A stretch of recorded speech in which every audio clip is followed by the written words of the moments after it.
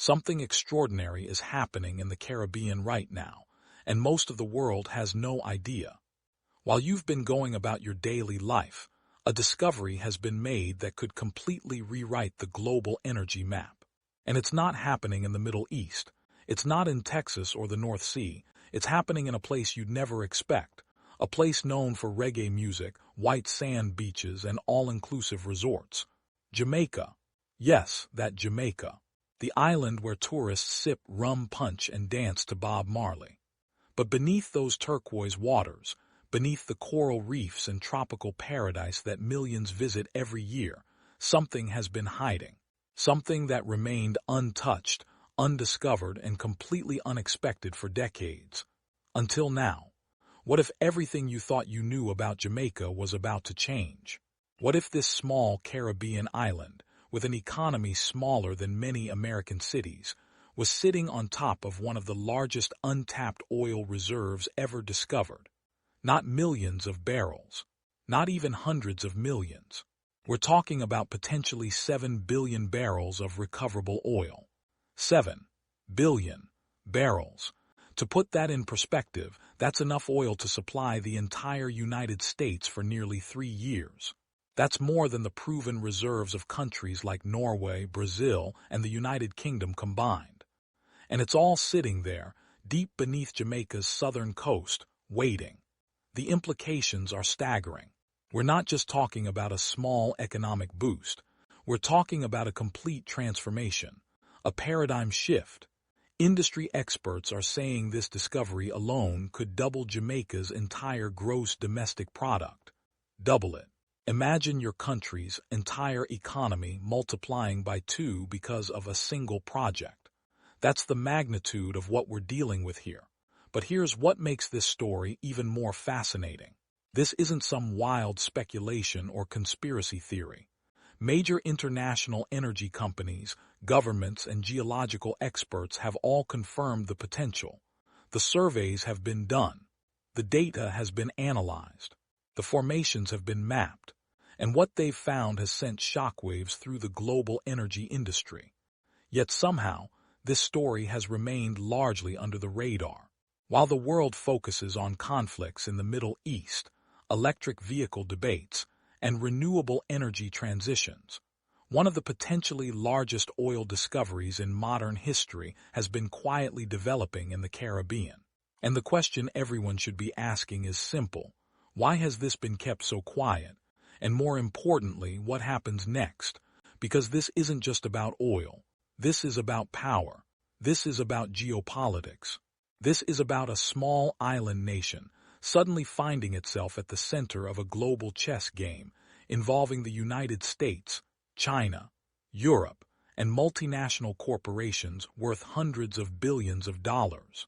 This is about Jamaica potentially going from a tourism-dependent economy to becoming one of the most strategically important energy hubs in the Western Hemisphere.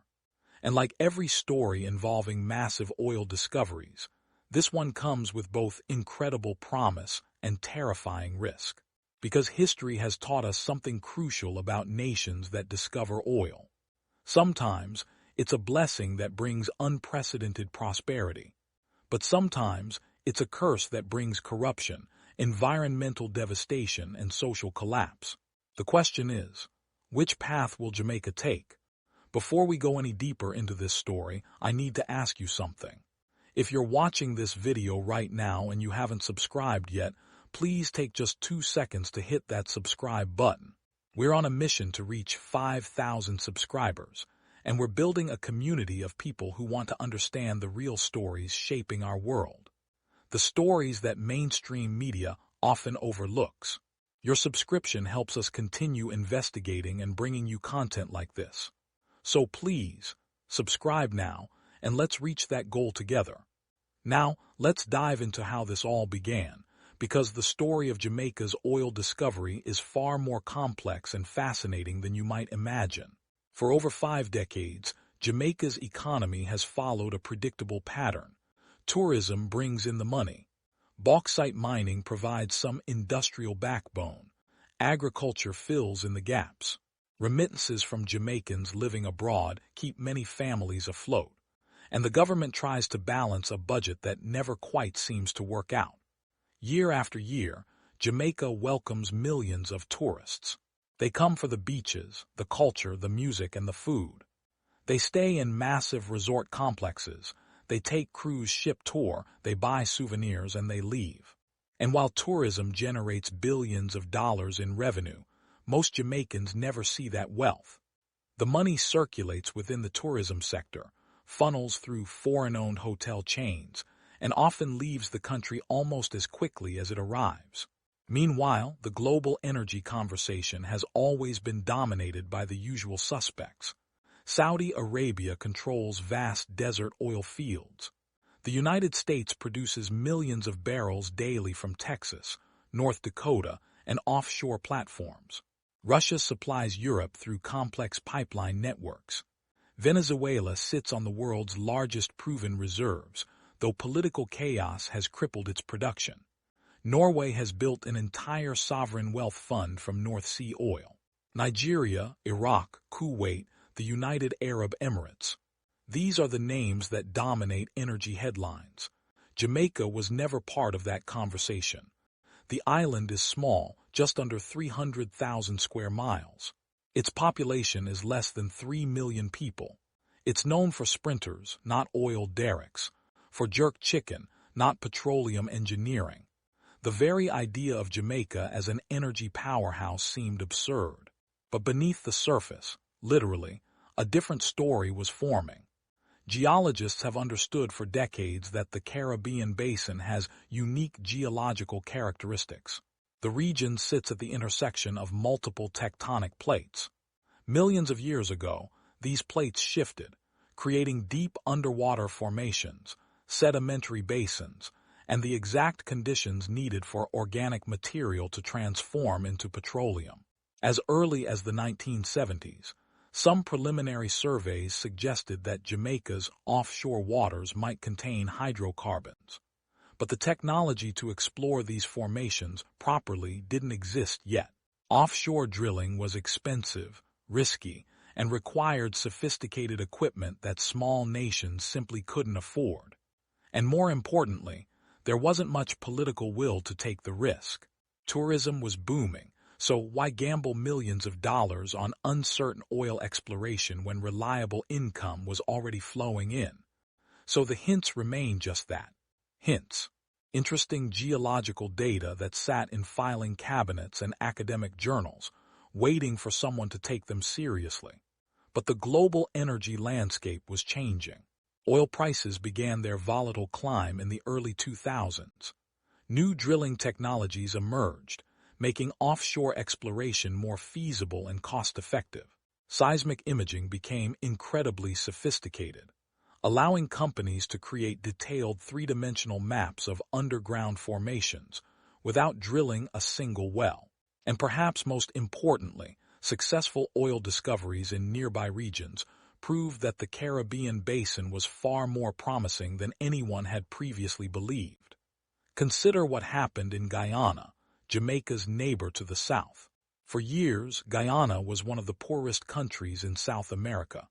Its economy relied on sugar, rice, and gold mining. Few people paid attention to it. But in 2015, ExxonMobil made a discovery off Guyana's coast that changed everything. The Stabroek Block, as it's called, turned out to contain more than 11 billion barrels of oil equivalent. 11 billion barrels in a country with fewer than 800,000 people. Almost overnight, Guyana transformed from an economic afterthought into one of the fastest-growing economies in the world. Production began in 2019, and by 2023, Guyana was producing over 600,000 barrels per day. The government's revenue skyrocketed, infrastructure projects multiplied, foreign investment poured in. Guyana's GDP growth rate hit 58% in a single year, the highest in the world. And energy analysts started asking a crucial question. If Guyana has this much oil, what about the rest of the Caribbean basin? That question led them to Jamaica.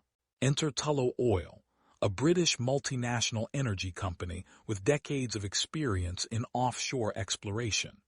Tullow had been involved in major discoveries in Ghana, Kenya, and other emerging markets. They knew how to navigate complex geological formations and how to work with developing nations on resource projects. And they had access to cutting-edge seismic technology that could peer miles beneath the ocean floor. In the mid-2010s, Tullow Oil secured exploration licenses for Jamaica's offshore waters, specifically targeting an area called the Walton-Morant Basin off the island's southern coast. They deployed seismic survey vessels equipped with advanced sensors, creating detailed subsurface maps of the region.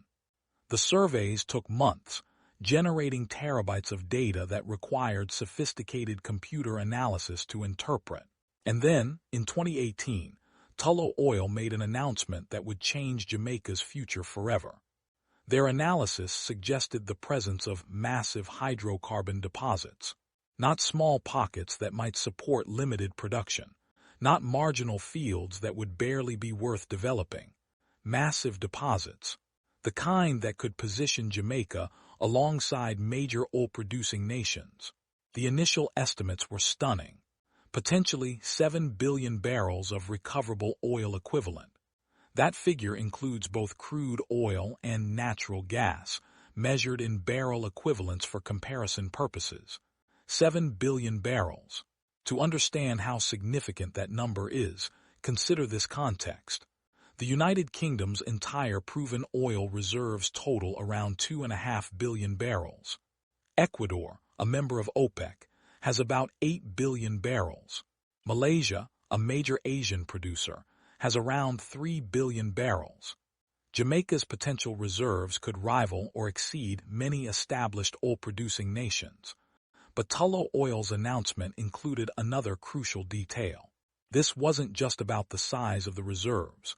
It was about their quality and accessibility. The geological formations appeared favorable for extraction. The depth was challenging but manageable with modern technology, and preliminary analysis suggested that the oil itself was relatively light and sweet, meaning it contains less sulfur and is easier to refine into valuable products like gasoline and diesel. Industry analysts immediately recognized the significance. This wasn't just a local story anymore. This was global news. Financial publications began covering it. Energy conferences included Jamaica in their forecasts. Investment firms started researching the island's political stability and regulatory framework. And the Jamaican government realized it was sitting on something extraordinary, something that could completely redefine the nation's future, but also something that required careful strategic thinking. Because here's the reality. Having oil in the ground is one thing. Actually extracting it, refining it, transporting it, and selling it profitably is something else entirely. Jamaica didn't have any of the infrastructure needed for offshore oil production. No drilling platforms, no subsea pipelines, no storage facilities, no refineries capable of processing crude oil at scale, no specialized ports for loading tankers, no trained workforce with petroleum engineering expertise. Building this infrastructure from scratch would require staggering investment. Industry experts estimate that fully developing Jamaica's offshore oil reserves would cost between $15 and $20 billion over the next 2 decades. $20 billion. For perspective, that's more than Jamaica's entire annual GDP. No single company, not even a major multinational, could fund that alone. This kind of development would require consortiums of energy companies, massive international financing, loan guarantees from development banks, and careful coordination between government and private sector. The Jamaican government faced a critical decision. How do you develop a resource this valuable without losing control of it? How do you attract the necessary foreign investment while ensuring Jamaicans actually benefit? How do you negotiate contracts that are fair when you're dealing with corporations that have more resources and experience than your entire government? History offered sobering lessons. Look at Nigeria. In the 1970s, Nigeria discovered massive oil reserves in the Niger Delta. It should have been transformative. Instead, decades of corruption, mismanagement, and environmental destruction followed. Despite producing billions of barrels of oil, most Nigerians remain in poverty. Oil wealth concentrated in the hands of corrupt officials and foreign companies. Local communities near oil production suffered pollution, destroyed fishing grounds, and violence. Nigeria's story became a cautionary tale of the resource curse, where natural resource wealth paradoxically leads to worse outcomes for ordinary citizens. Or consider Venezuela. Once Latin America's richest country, Venezuela nationalized its oil industry and used revenues to fund massive social programs. For a while, it worked. But political mismanagement, corruption, and failure to maintain infrastructure eventually caused production to collapse. Today, despite having the world's largest proven oil reserves, Venezuela's economy is in ruins. Millions have fled the country, and oil production has dropped by more than 70% from its peak. Even Angola provides a warning. After gaining independence in 1975, Angola discovered significant offshore oil reserves. Production grew rapidly, and Angola became Africa's second-largest oil producer. But the wealth never reached ordinary Angolans. Corruption was rampant. The ruling elite became billionaires while the majority lived in poverty. Infrastructure outside the oil sector crumbled. When oil prices crashed, Angola had nothing to fall back on. These stories weighed heavily on Jamaican policymakers. They understood the opportunity, but they also understood the risks. The government began a careful process of stakeholder engagement. They consulted with international energy consultants to understand best practices. They studied Norway's model, where oil revenues fund a massive sovereign wealth fund that ensures benefits for future generations. They examined Guyana's recent contracts to see what terms newer oil-producing nations were negotiating. They held discussions with environmental groups, community leaders, and opposition politicians. And they made it clear that any development would need to follow strict environmental regulations, provide transparent financial reporting, and include provisions ensuring Jamaicans gained employment and training opportunities. But as Jamaica navigated these complex decisions, something else was happening. The global powers were taking notice.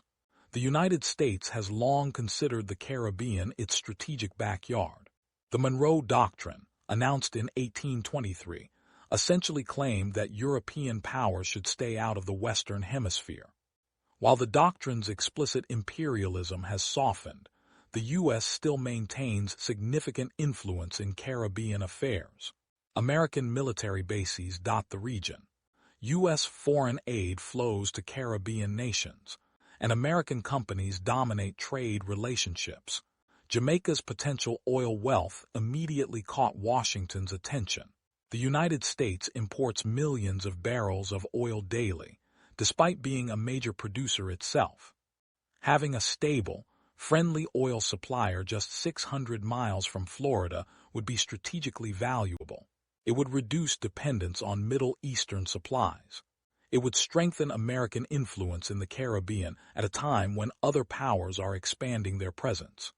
U.S. officials began reaching out to Jamaica, offering technical assistance, discussing potential partnerships between Jamaican and American energy companies, and emphasizing the importance of the bilateral relationship. But the United States wasn't alone.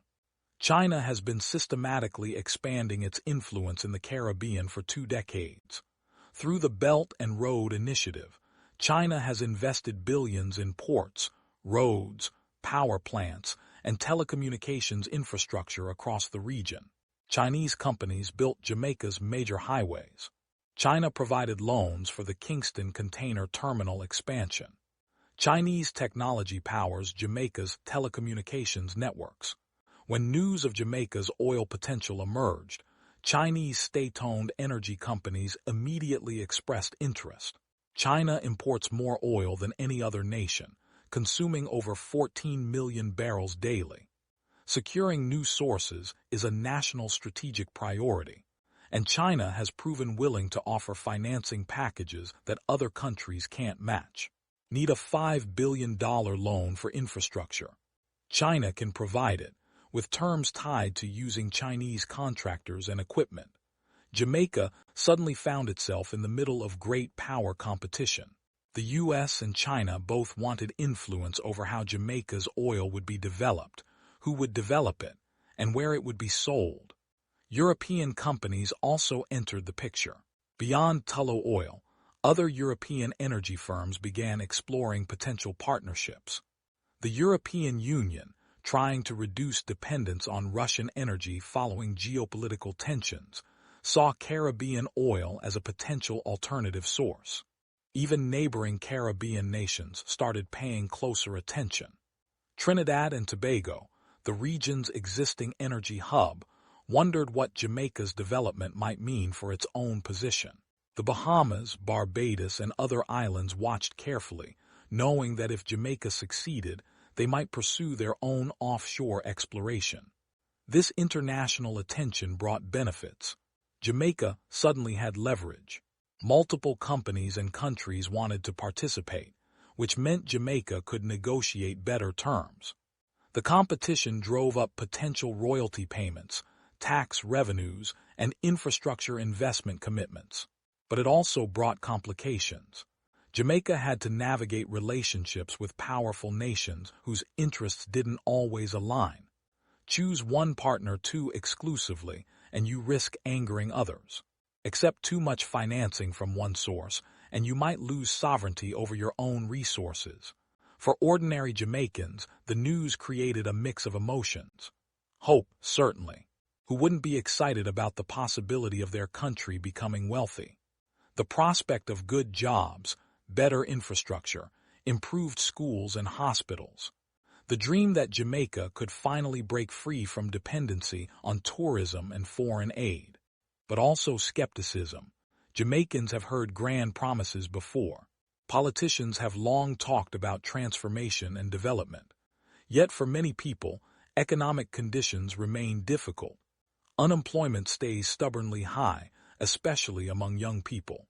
Crime and violence plague certain communities. Access to quality education and healthcare remains uneven. Would oil really change that? Or would it just make a small elite even richer while ordinary people continued struggling? Community forums and town halls featured heated debates. Some residents, especially in coastal areas near potential drilling sites, worried about environmental impacts. Fishing communities feared oil spills would destroy their livelihoods.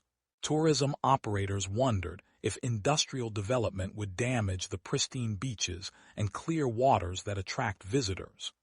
Environmental organizations raised urgent concerns.